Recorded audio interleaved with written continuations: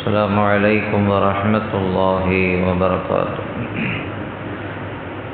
மனிதனுக்கு அழிவை தரக்கூடிய, மனிதனை நாசப்படுத்தக்கூடிய 7 குணங்களை நாம் தொடர்ந்து பார்த்தோம். அடுத்ததாக மனிதனுக்கு ஈரேற்றத்தையும் வெற்றியையும் தரக்கூடிய 7 நல்ல குணங்களை அடுத்ததாக பார்க்க வேண்டும். மனிதனுக்கு வெற்றியை தரக்கூடிய குணங்களில் ஒன்று கனாஅத். கனாஅத் என்றால் போதும் என்ற மனம், இருப்பதை கொண்டு போதுமாக்கிக் கொள்கிற தன்மை. அல்லாஹ் எதை கொடுக்கிறானோ, எதை தருகிறானோ அதுவே போதும் என்று அல்ஹம்துலில்லாஹ் என்று சொல்லுகின்ற அந்த குணம் இருக்கிறதே, அது மனிதனுக்கு வெற்றியை தரும், அது ஈரேற்றத்திற்கு காரணமாக இருக்கும்.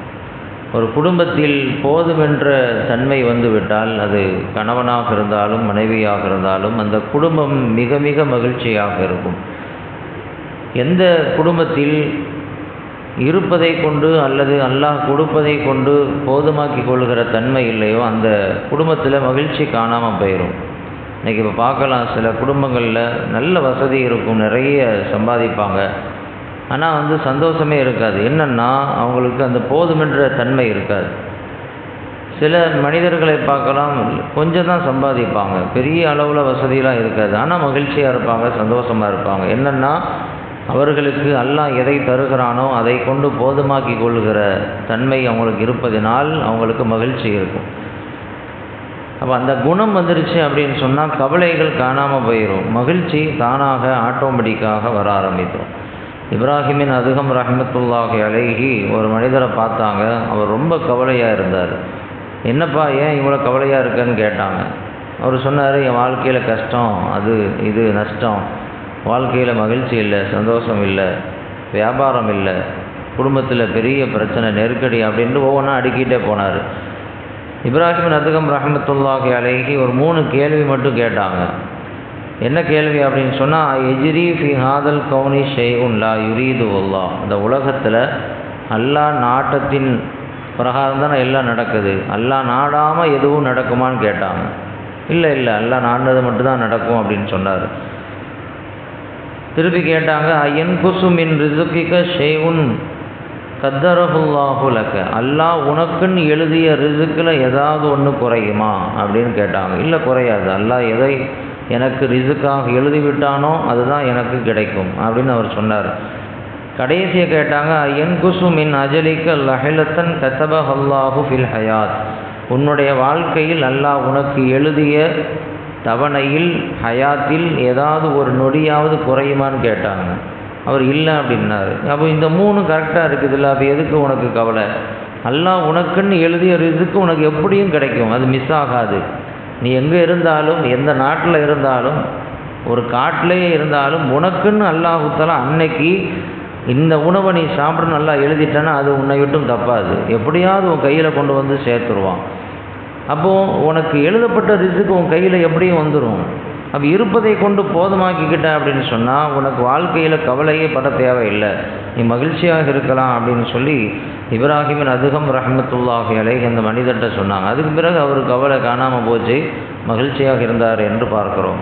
அப்போது இருப்பதை கொண்டு போதுமாக்கி கொள்கிற அந்த தன்மை விட்டால் மகிழ்ச்சி வந்துடும். 2வது, குடும்பத்தில் பரக்கத்தையும் அந்த குணம்தான் பெற்றுத்தரும்.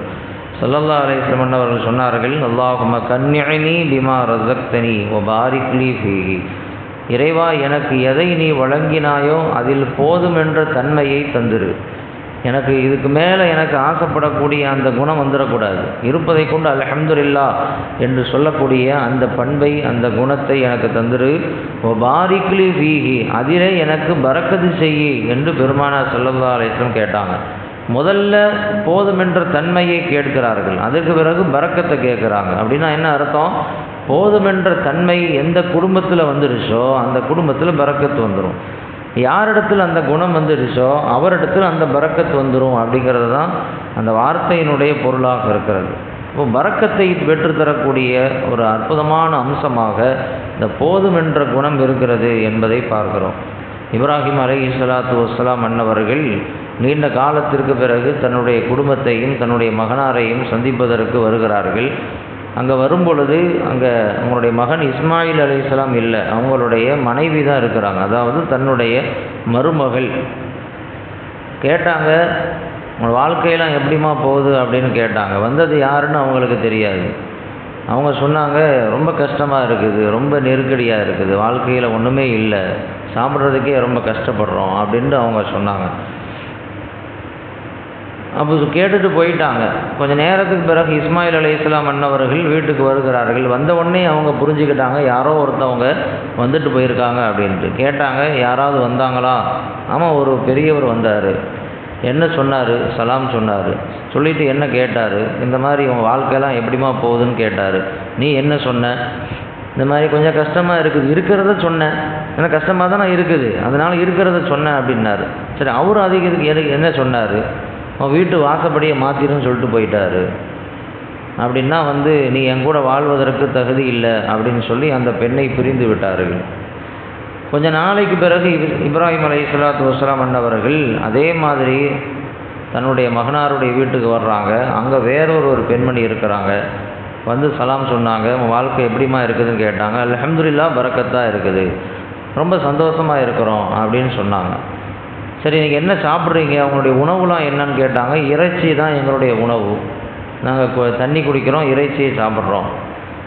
இப்ராஹிம் அலைஹிஸ்ஸலாத்து வஸ்ஸலாம் அன்னவர்கள் துவா செய்தார்கள், அல்லாஹும்ம பாரிக் லஹும் ஃபில் லஹ்மி வல் மா. இவர்கள் சாப்பிடக்கூடிய இந்த இறைச்சியிலும் இவர்கள் குடிக்கக்கூடிய அந்த குடிபானத்திலும் இறைவா நீ பரக்கத் செஞ்சிரு அப்படின்னு துவா செஞ்சாங்க. அல்லாஹு தாலா அவர்கள் கேட்ட மாதிரி அந்த இறைச்சியிலும் அந்த தண்ணீரிலும் அவர்களுக்கு அல்லாஹு தாலா பரக்கத்தை செய்தான் என்று பெருமானார் ஸல்லல்லாஹு அலைஹி வஸல்லம் அன்னவர்கள் சொல்கிறார்கள். அந்த பெண்மணி அன்னைக்கு வேறு ஏதாவது உணவை குறிப்பிட்டால் அதிலும் அல்லாஹு தஆலா பரக்கத்தை தந்திருப்பான் என்றும் சொல்கிறார்கள். அப்போ இருப்பதை கொண்டு போதுமாக்கி கொள்கிற, அல்லாஹ் கொடுப்பதை கொண்டு பொருந்தி கொள்கிற அந்த தன்மை ஒரு குடும்பத்தில் வந்துருச்சு அப்படின்னா அந்த குடும்பத்தில் ஆட்டோமேட்டிக்காக பரக்கத்து வந்துடும், மகிழ்ச்சி வந்துடும். அந்த தன்மை இன்றைக்கி இல்லாமல் போனதுனால தான் இன்றைக்கி குடும்பத்தில் இருக்க வேண்டிய மகிழ்ச்சி காணாமல் போயிடுச்சு. அல்லாஹ் ரப்புல் ஆலமீன் நம் குடும்பங்களில் நாம் சம்பாதிக்கக்கூடிய சம்பாத்தியத்தில் போதுமென்ற மனத்தை அல்லாஹ் தஆலா தருவானாக. அதன் மூலம் மகிழ்ச்சியையும் பரக்கத்தையும் நமக்கு சொந்தமாக்கி தருவானாக. வா ஆகிரு தஅவானா அல்ஹம்துலில்லாஹி ரப்பில் ஆலமீன்.